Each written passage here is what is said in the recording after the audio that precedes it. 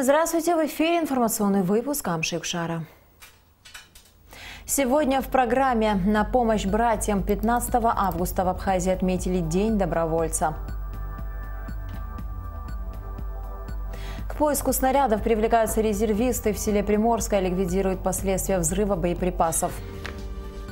Потекло в который раз здание Национальной библиотеки вновь залило во время ливня.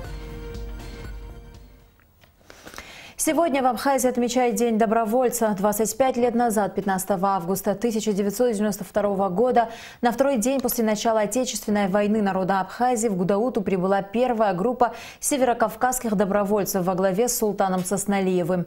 В Отечественной войне приняли участие более 2000 добровольцев. 51 из них удостоен звания Герой Абхазии, 247 награждены орденом Леона, 623 медалью за отвагу. Рядом с народом Абхазии плечом к плечу за свободу Апсны воевали добровольцы из Северного Кавказа и Юга России, Южной Осетии и Приднестровья, представители нашей диаспоры из стран дальнего зарубежья. Более 260 добровольцев погибли, защищая свободу Апсны. Добровольцы внесли весомый вклад в победу. Одно только их присутствие подняло боевой дух абхазского народа и привело нас к победе и независимости. Сегодня в День добровольца в Абхазии прошел ряд мероприятий. В Гудауте к памятнику добровольцам Отечественной войны народа Абхазии были возложены цветы. В церемонии приняли участие президент Рауль Хаджимба, спикер Народного собрания Валерий Кварча, ветераны войны, добровольцы, которые находятся в эти дни в нашей стране. Добровольческое движение за свободу и независимость Абхазии – это еще одно доказательство того, что одно из самых достойных движений человечества еще живо.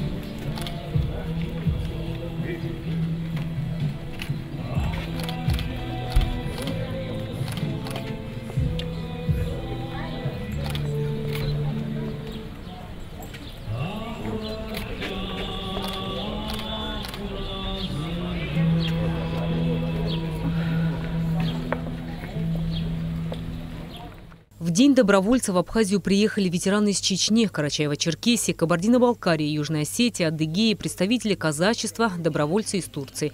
Как обычно в этот день многолюдного памятника добровольцам в Гудауте, рядом со зданием, где в годы войны размещался штаб Конфедерации горских народов Кавказа. После возложения цветов к памятнику добровольцам состоялся митинг. Как отметил президент Рауль Хаджимба, добровольцы в Отечественной войне народа Абхазии подняли боевой дух абхазских воинов. Уже во второй день после начала войны первый отряд добровольцев, возглавляемый султаном Сосналиевым, прорвался в Абхазию на помощь к своим братьям. Защищать свой дом – это обязанность каждого мужчины. Но прийти на защиту чужой родины, отстаивая справедливость, высшая степень человечности и смелости. Благодаря вашей поддержке нам удалось остановить врага, вернуть нашей Апсны свободу и независимость, восстановить справедливость. В первые же дни войны наши братья с Северного Кавказа, России и стран дальнего зарубежья стали рядом и до последних дней сражались плечом к плечу вместе с многонациональным народом Абхазии, отстаивая свободу нашей Родины. Сегодня многим трудно понять, что вело тогда молодых людей сюда, в пылающую Абхазию, что побудило их протянуть абхазам руку помощи и предотвратить истребление нашего народа. Это был порыв души и сердца сынов Кавказа. Они ехали сюда за победой и добились ее вместе с народом Абхазии. Из числа добровольцев, защищавших Абхазию от агрессора, сотни человек удостоены высших государственных наград Республики Абхазия. В их числе и доброволец из Чечни Вахид Каримов. Война интересна, если враг в количестве происходит тебе больше, когда враг тем интереснее война. Так и было. Но дух победил. Дух победил, и думаю, что и в дальнейшем в том же духе мы и останемся такими же. Мы когда приехали, в первую очередь мы смотрели не в ту сторону, где враг находится, а в ту сторону, где находятся абхазы. Сколько же их? Сколько же среди них готовы сложить жизни за свою родину? Их было, те, которые были, один человек, можно сказать, заменял 100 человек. Были такие ребята. Они, иначе не могло быть. Абхазы всегда были воинами, героями. И каждый абхаз, он этого доказывал, что он действительно воин и герой. Мы помогали, не жалея сил, жизни. Это для нас, это, можно сказать, была честь помочь абхазам. Помогали, если надо будет, и поможем дальше. Я за Абхазию, за абхазский народ. Абхазы для меня это те же братья, что и чеченцы. Массовая поддержка абхазов народами Кавказа свидетельствует о братских взаимоотношениях и исторической памяти, подчеркнул в своем выступлении президент Конфедерации горских народов Кавказа Муса Шанибов. Приношу искреннюю благодарность за то, что это мероприятие в такую жаркую, тяжелую погоду все-таки состоится.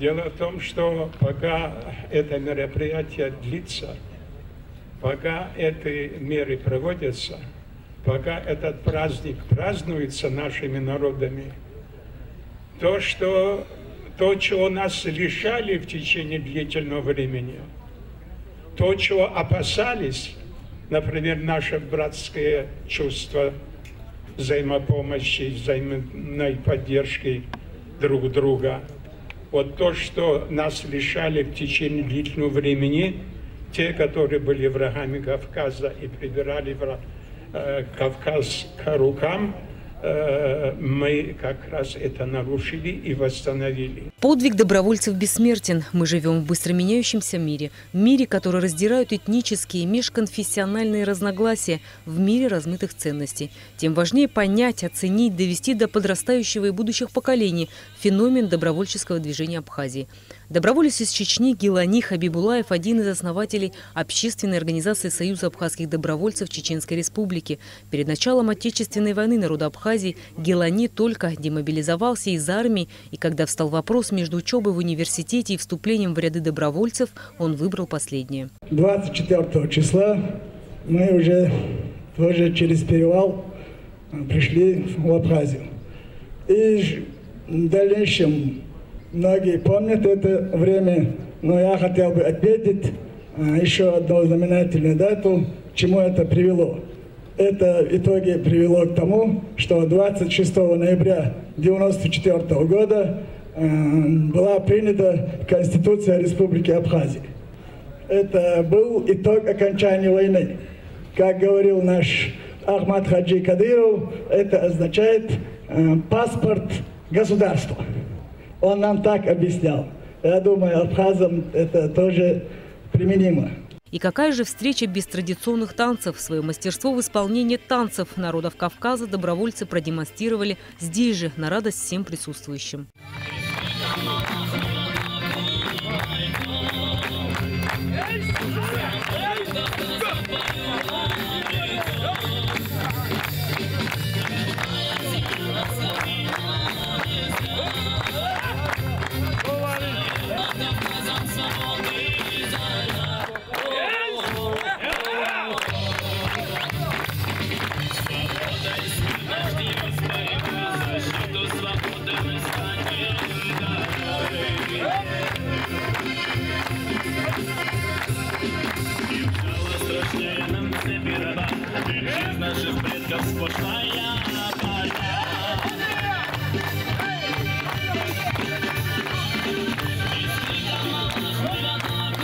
Рената Шака, Алексей Гухава, Абхазское телевидение.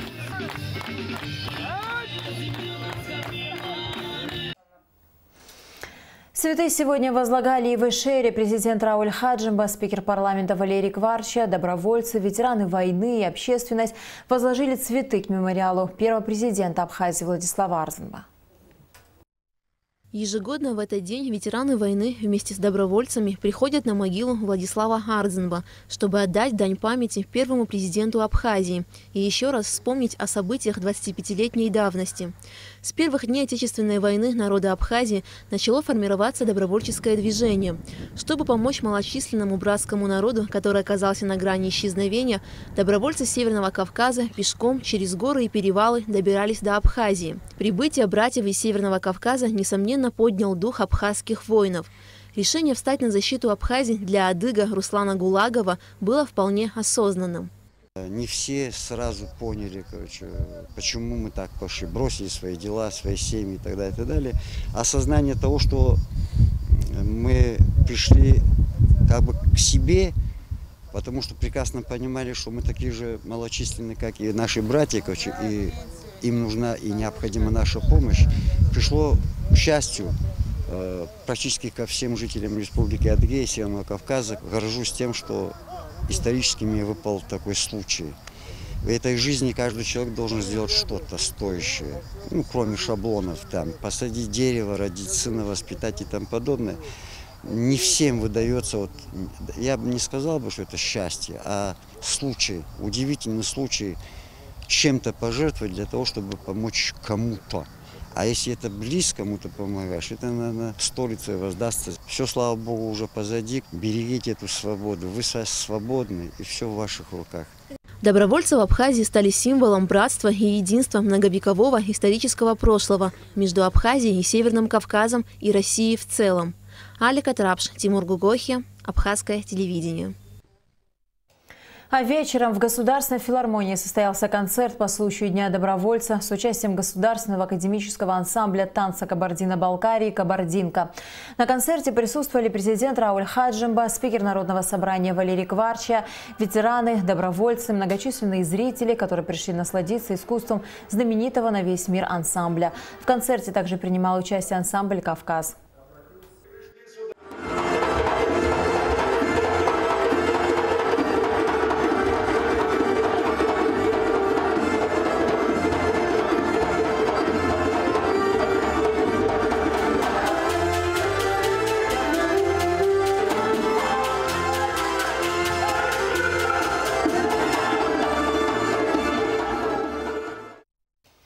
Сегодня президент Рауль Хаджимба подписал ряд указов о награждении высокими государственными наградами Республики Абхазия, присвоении почетных званий.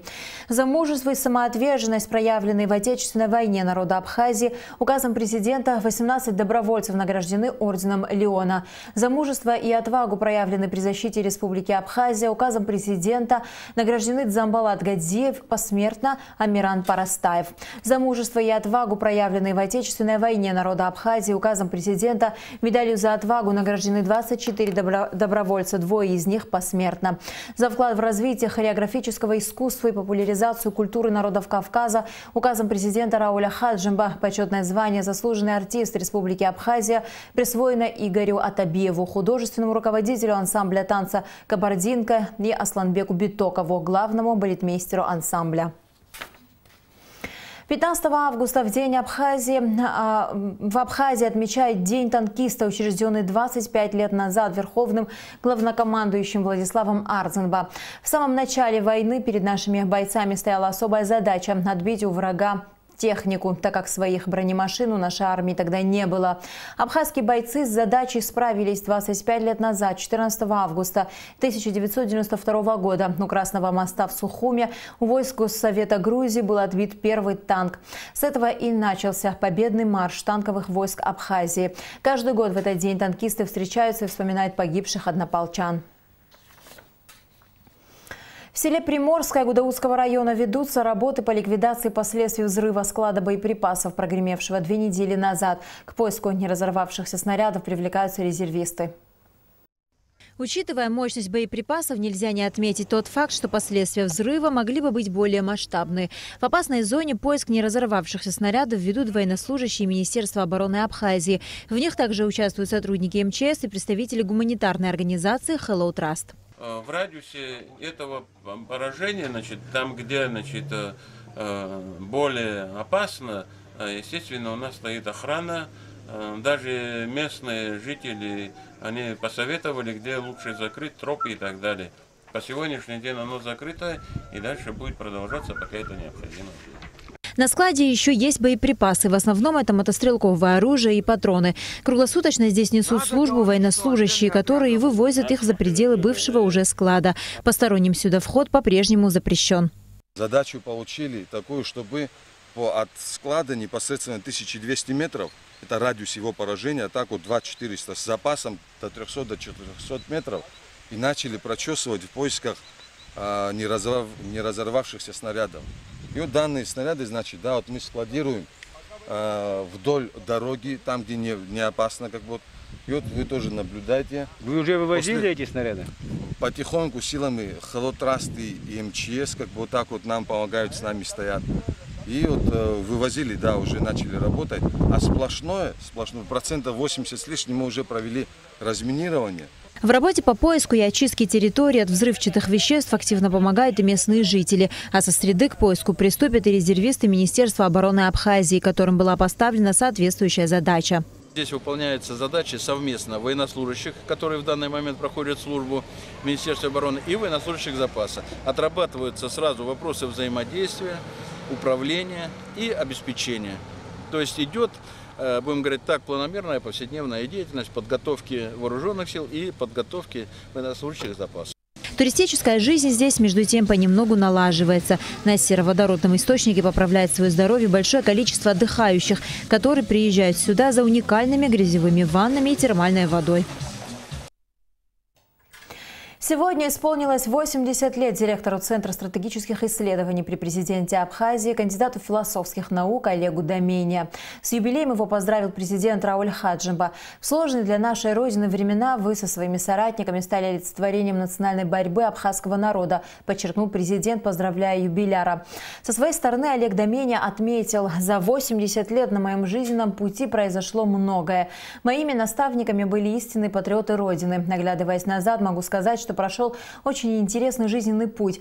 Я рад и горд, что у меня есть возможность продолжать работу. И в будущем нашей страны я вижу один выход из всех сложностей. Это сплоченность народа и умение прислушиваться к мнению окружающих. В завершении встречи Рауль Хаджимба вручил Олегу Домене именные часы. Сегодня в нашей программе смотрите передачу «Автограф» с участием Олега Домене. 15 августа – день памяти одного из лидеров национально-освободительного движения Абхазии Зураба Ачба. Он был убит в Сухуме 17 лет назад, 15 августа 2000 года. Зураб Ачба – известный общественно-политический деятель Абхазии, один из авторов второго варианта Конституции страны, правозащитник. Последние годы жизни он возглавлял Сухумский офис ООН по правам человека. Ежегодно в этот вечер у места гибели в 22:30 собираются родные и близкие, друзья погибшего, которые в память о Зурабе Ачба зажигают свечи и возлагают цветы. Абхазские спасатели приостановили поиски без вести пропавшего в горах российского туриста Андрея Лихачева. Поиски туриста из России продолжались почти 3 недели, но результатов они не принесли. За 20 дней спасателями были пройдены и исследованы все предполагаемые маршруты, по которым мог ходить Лихачев. Пока никаких следов пребывания в горах российского туриста не было найдено.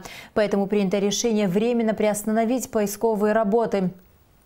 Об этом сообщает пресс-служба спасательного ведомства страны со ссылкой на главу МЧС Льва Квициня. При этом ведомством ведется работа по информированию жителей горных сел о пропавшем туристе. По словам Льва Квициня, если от них не будет хоть какая-то новая информация, то спасатели незамедлительно продолжат поиски. Сообщение о пропавшем российском туристе МЧС Абхазии получила 25 июля. Абхазские спасатели незамедлительно приступили к поискам Андрея Лихачева. Провели как наземные поиски и поиски с воздуха. Туриста искали на перевале Аданга и на Марухском перевале в районе источника Черная вода и гор Ацгара, Чха, Чедымского хребта. В последние дни очередная группа поисково-спасательного отряда Министерства по чрезвычайным ситуациям Абхазии искала туриста в Бзыбском ущелье. Известно, что житель Московской области Андрей Лихачев планировал совершить горный поход через Псху, Черную воду, перевал Кулямба и далее в село Цабал. Госкомпания «Апснергылара» проводит активные противоползневые мероприятия на 87-м километре автомобильной дороги Псоингур, близ города Новый Афон. Работы осуществляет подразделение госкомпании предприятия «Абхазберегозащита». На данном участке более 15 лет возникали проблемы с проседанием дорожного полотна. Для кардинального решения проблемы строители установили 45 буронабивных свай, которые будут удерживать дорожное полотно. Также был очищен дорожный кювет по периметру всего участка. Общая протяженность участка 65 метров. Сметная стоимость 13 миллионов рублей. Работы осуществляются в рамках инвестиционной программы содействия социально-экономическому развитию Республики Абхазия. Об этом сообщает пресс-служба госкомпании «Апснергылара». Вследствие сильного ливня, прошедшего в Сухуме, в ночь на вторник в очередной раз протекла крыша здания Национальной библиотеки имени Ивана Папаскир. Каждый раз после непогоды вода наполняет залы, приводя в негодность напольное покрытие. И что самое главное, портится самое ценное в библиотеке – книги. А ведь многие из них в единственном экземпляре. Аманда Поня продолжит тему. Сильный дождь затопил Национальную библиотеку имени Ивана Папаскир. В очередной раз протекла кровля, пострадали ценные книги, часть из которых в единственном экземпляре. На этот раз уникальные издания были намочены. Я не знаю, как мы будем с ними сейчас справляться. Во-первых, надо просушить, потом на прессе как-то выпрямить, потому что она остается потом, понимаете, вот такой скомканной. Такая настороженность, опасение к тому, что есть в единственном экземпляре, есть опасение, что мы его потеряем навсегда. Охрана во главе с директором библиотеки с 10 вечера своими силами пытались очистить затопленные залы, а вода все прибывала. В течение нескольких минут потоп с крыши достиг второго этажа и затопил его местами до 15 сантиметров. Когда охрана не смогла справиться с водой, которая стала расти на полах, и вот мы с замом Ахачей, и я сюда пришел, и вот возможно, вода льет сверху прямо ручьей, а мы подставляли ведра, и у нас есть большие такие баки мусорные. Вот представьте себе, он где-то 60-70 литровый бак. Пока мы 2 ведра уносили, сливали, она тут же наполнялась. Вот таких катаклизмов каждый ливень, что-то же должно решиться. Я просто обращаюсь, пожалуйста, помогите сохранить наше наследие. Привыкшие к последствиям непогоды, работники библиотеки пришли на работу раньше обычного. Не теряя времени даром, они, засучив рукава, принялись спасать книги. Такая ситуация, как они поясняют, наблюдается здесь практически после каждой непогоды. Первое, что мы заметили, было то, что все полы, стеллажи, они были мокрые, и лужи, везде были лужи воды. Каждый раз, когда после дождя, после снега происходит то, что водосток на крыше не справляется с водой и, переливая за край, он проникает в наши отделы. Хотелось бы, чтобы как-то более отнеслись более внимательно, потому что отдел национальной литературы – это как бы считается золотой фонд нашей страны, государства. Ремонт Национальной библиотеки был начат в 2012 году и завершен около года назад. На сегодняшний день библиотека оснащена необходимым оборудованием. Здесь находится 450 тысяч экземпляров ценных книг. Из 11 отделов 4 постоянно подтапливаются. Это отдел национальной литературы, читальный зал, периодика и абонементский зал. По словам работников библиотеки, в ближайшее время необходимо будет принимать комплексные меры по устранению проблемы, иначе ценным книгам будет нанесен невосполнимый ущерб. Аманда Пони, Астамур Гожба, Абхазское телевидение. В Гагре начался ежегодный международный турнир по теннису имени Героя Абхазии Арзамета Тарба. Как отмечают его организаторы, с каждым годом география участников турнира расширяется. Смотрите репортаж, подготовленный нашими коллегами из Гагра ТВ.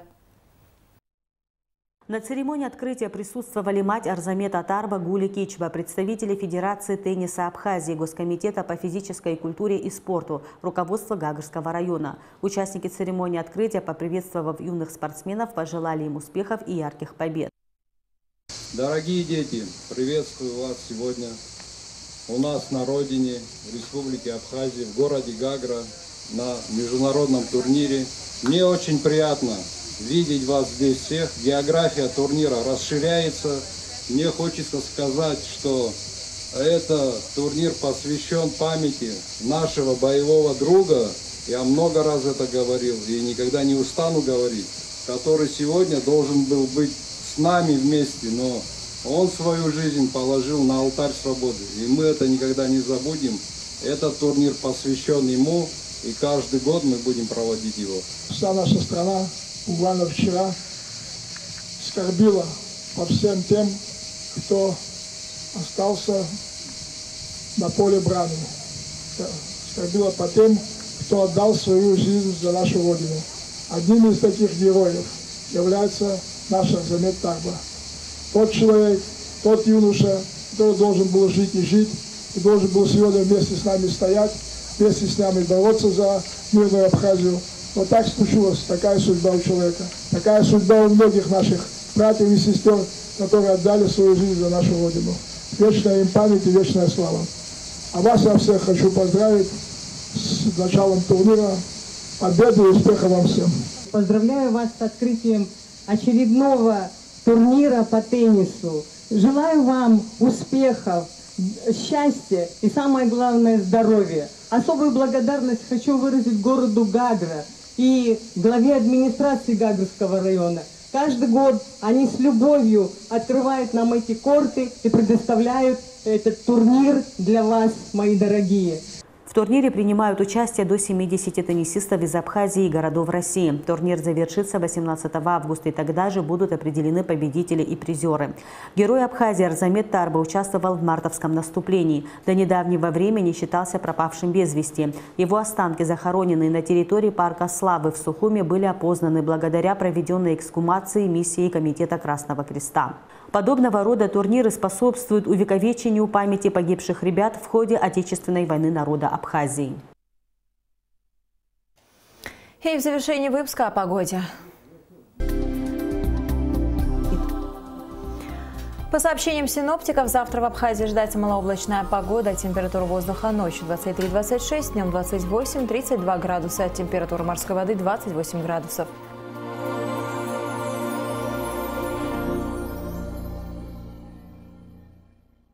На этом наш выпуск завершен. До скорых встреч в эфире.